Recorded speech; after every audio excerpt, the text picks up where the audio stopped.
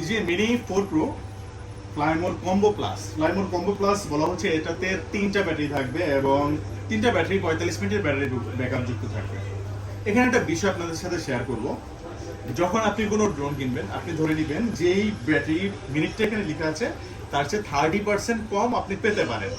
Example, কোনো ড্রোনে battery backup বলা আছে 31 মিনিট, আপনি ধরে নেবেন ওটাতে আপনি পাচ্ছেন 22 মিনিট, সর্বোচ্চ 24 মিনিট, ডিপেন্ডস। বাট যখন আপনি 45 মিনিটের একটা ব্যাটারি ব্যাকআপ যুক্ত একটা ড্রোন নেবেন, তখন আপনি ধরে নেবেন এটাতে আপনি 30 মিনিটের উপরে ব্যাটারি ব্যাকআপ পেতে যাচ্ছেন। ভাই অনেকদিন থেকে আমাদের সাথে কথা বলছেন, ভাই কেমন আছেন? ভাই কিন্তু সেই টাঙ্গাইল থেকে আসছে, অনেক দূর থেকে আসে, ভাইয়ের সাথে অনেকবার কথা হয়েছে এবং ভাই হচ্ছে ফাইনালি আজকে DJI mini 4 pro fly more combo প্লাসটা নিয়ে নিচ্ছে। কিছু বিষয় শেয়ার করি। মিনি 4 প্রো ফ্লাইমোর কম্বো প্লাসটা কারা নেবেন?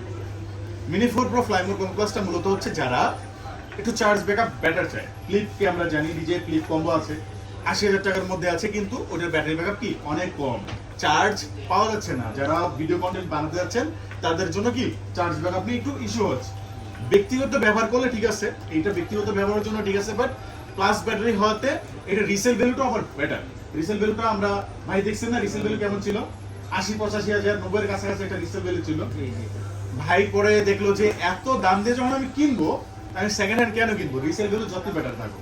পরে উনি ফাইনালি নতুন নিয়ে নিচ্ছেন, সাথে একটা পেজ নিয়ে নিচ্ছেন, একটা গ্লাস প্রোডাক্ট নিয়ে নিচ্ছেন, আর পুরো জিনিসটা ওনার প্রাইস পড়তেছে 1 লাখ টাকা।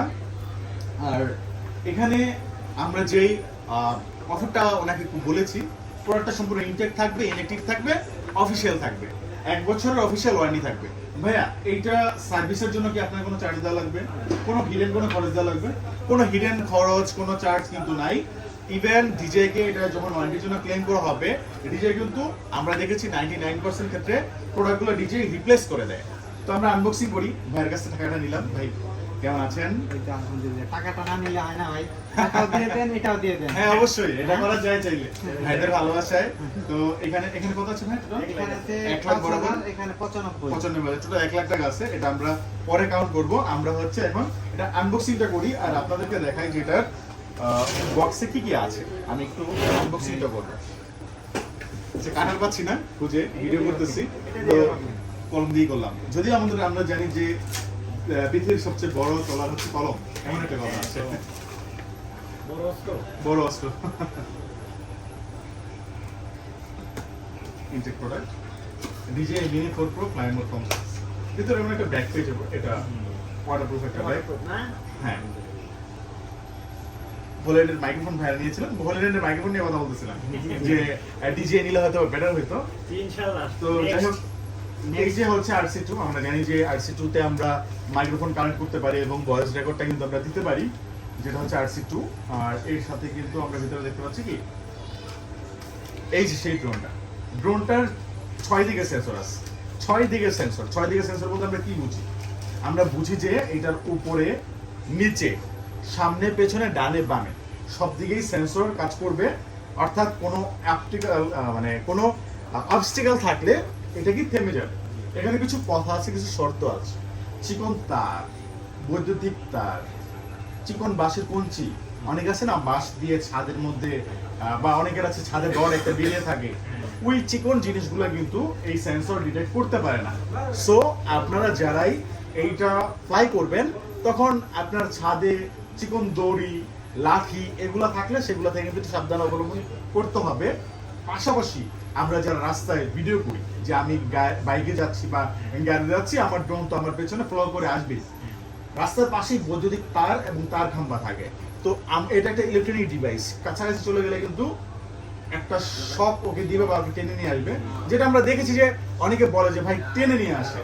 যাই হোক, আমি সহজ বাংলায় বললাম, টেনে নিয়ে যাবে বা একটা অ্যাক্সিডেন্ট হতে পারে, ওইটা থেকে কিন্তু সাবধানতা অবলম্বন করতে হবে। এছাড়া আর কোনো ইস্যু নাই।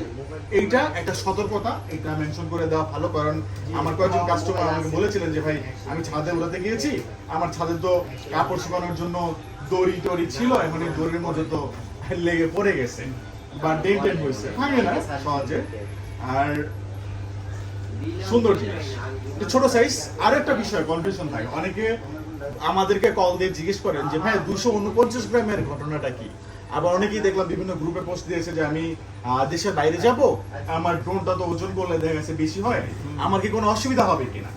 আমি আপনাকে বলছি আমি 5টা কান্ট্রি ঘুরেছি, আমি এয়ার সিরিজের drone air two S carry করেছি, ব্যাটারি ট্যাটারি সবকিছু সহকারে। আমার আজ পর্যন্ত Bangladesh immigration, Singapore, Malaysia, Thailand, Indonesia এই ধরনের ইয়েতে কোথাও কিন্তু আমার কোনো প্রবলেম হয় নাই, করে নাই, জিজ্ঞেসও করে নাই।